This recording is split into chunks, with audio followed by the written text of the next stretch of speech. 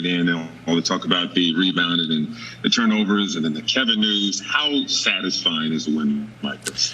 Well, it certainly feels great, obviously. But win or lose, just the effort, the connectivity, the things that we try to build on every day, that collective fighting spirit, you could see it. It was a pleasure to watch and to coach, and proud of the guys. We've had a little bit of a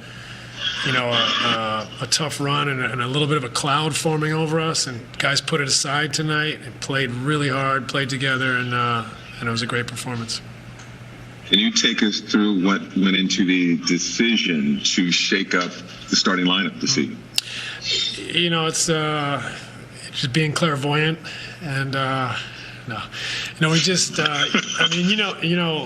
don't have much practice time. We are a new group. We have Kevin out with COVID protocols. We were struggling, and I think we're going to continue to experiment. We have to find out who we are, what we are, and where we need to improve. And sometimes, just giving guys different opportunities at different times, can mix things up, and we'll see different lineups. So really proud of everyone for accepting that change and that dynamic, and coming together and just playing their butts off for one another.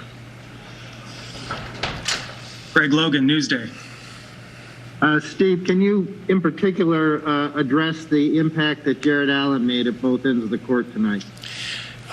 It was pretty good.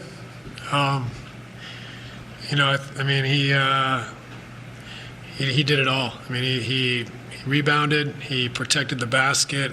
He had a lot of pressure on him protecting the basket. He blocked shots. He got steals, and he's just so impactful. Incredible energy, effective. Scored in traffic. Scored through contact. Just did it all. So, really proud of him, and we've seen him continue to develop. And tonight, was a phenomenal game against a top quality team and a top quality center. Brian Lewis, New York Post. I apologize if you were asked this at the start, but could you just discuss what Bruce gave you defensively? I know obviously perimeter defense has been an issue. What did he provide? Yeah, I thought he did great. He played with energy and toughness. I thought it was the hustle plays. Just, he got some rebounds, he got some assists, and was just engaged. And so I just thought it was great for him coming off of no minutes to be able to play with that type of engagement and concentration was a tribute to him and his character. Christian Winfield, New York Daily News. Hey, Coach, piggybacking off of that question, obviously part of missing Spencer is his ability to handle the ball and kind of just like orchestrating the offense. We saw a little bit out of that from Bruce today. Would you say that is important in just having another guy who can handle the ball out there alongside Kyrie? And what did you think of just him and Kyrie playing out there together today? Like they were kind of just like in sync out there on the floor. Yeah, it was good. Like I said, I thought he was engaged and played hard and did a little bit of everything. And that more than anything brings value. Without Kevin out there, it's nice to have more guys who can handle the ball. I just thought he was tough and competed and knew the game plan and all those little things that count for winning basketball. Alex Schiffer, The Athletic. Hey, Steve, after the last game, you said how three of your biggest issues was the defensive miscues, the turnovers, and the rebounding, and all three went pretty well for you guys tonight. I guess what was the biggest difference from last game with those three areas? Like I said last game, I think we're going to turn the ball over some, but last game it was uncharacteristic. We were turning the ball over without any pressure. We were just making poor decisions. I felt like there was just such a we were holding it so tight and then, just making uncharacteristic decisions. Tonight we cleaned that up, which I thought was more normal for us. I thought the rebounding, especially in the first half, I guess it was pretty even. I think they had 4 offensive rebounds in both halves. So gang rebounding, the diligence to get in numbers, is something that has to become a habit for our team. Jeff, I think playing at the 4 a little bit maybe helped the rebounding as well to give us some size. So just much improved. But like win or lose, for them to play with that connectivity and that fighting spirit, it's a pleasure to coach, and I'm just really proud of them for their attitude and the way they approach the game under, missing Kevin and coming off a rough stint where, I felt like maybe we were questioning ourselves a little bit early in the season and feeling pressure unnecessarily. And tonight they came out and handled it incredibly well. Blake Andrews, ESPN. Steve, there are nights where the defensive end impacts the offense, where the offensive end impacts the defense. You guys have been trying to work on making it so your defensive end is feeding your offensive end. Where did you think you fell on that sliding scale tonight? Well, I think we were good on both sides of the ball. I think, our defense, created some opportunities for sure. We had 27 points off turnovers, so that's huge. Again, when we play together like that and we fight, you have a chance every single night. And tonight we happened to make shots and make plays and not turn the ball over to go along with it. So it was a resounding win. But, even when you don't have your best stuff, if you fight and you play together and we can limit the offensive rebounds, we give ourselves a chance to win. So, I thought the defense helped the offense tonight. And frankly, the offense helps the defense too, because when you make shots and you make plays, I think it gives you a little more juice going the other way as well. We'll go back to Michael Grady. Coach was curious, your starting five, had they seen any time together as a group in a scrimmage and practice going back to training camp? Not that I can remember. As a matter of fact, I would say that's a hard no. So we just mixed it up. I think we got a shot in the arm out of it, and guys responded to it. Not only the guys who started, but the guys who were moved to the bench were outstanding as well. Didn't flinch and accepted their role, and that's the type of teamwork and attitude I think is so important if you want to win games. Greg Logan, Newsday. Following up on exactly that, I was going to ask you, does this do something for the bench? Because you had 66 bench points tonight, and you put scorers down there like Harris. And also, did Karras need a game like this?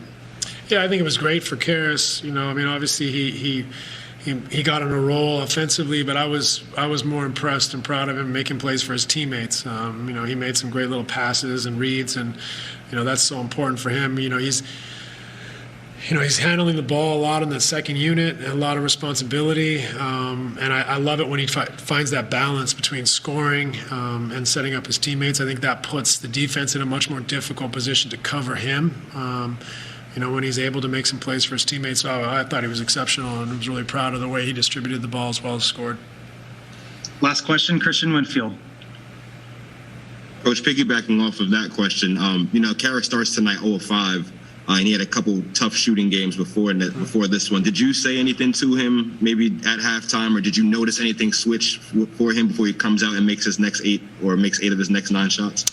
I didn't, and I wasn't worried about the shooting because he was making plays for his teammates. He was trying to set them up. He was still being, aggressive and handling the ball and putting the defense in difficult positions. So some nights the ball goes in, some nights it doesn't. But when you balance it by making the defense make tough decisions, you're a threat, you're a danger, and you make your teammates better. So you offset that. Now he got on a roll offensively as well and started scoring, but it was the playmaking, the ability to read the defense and make it difficult for them. I thought was outstanding, and that's what made me happy more than him kind of getting out of a mini shooting slump.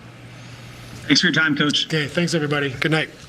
Want to head back to a couple of queries there from our Michael Grady. And the first one elicited the response from Nash about continuing to experiment. They had that new starting lineup tonight, and he said, this could be something that we do throughout the season. So. Yeah, and then Michael Grady's second question, which was a good one, not the first one was good too, was the idea, had that group ever played together? Right. There's been very limited practice time.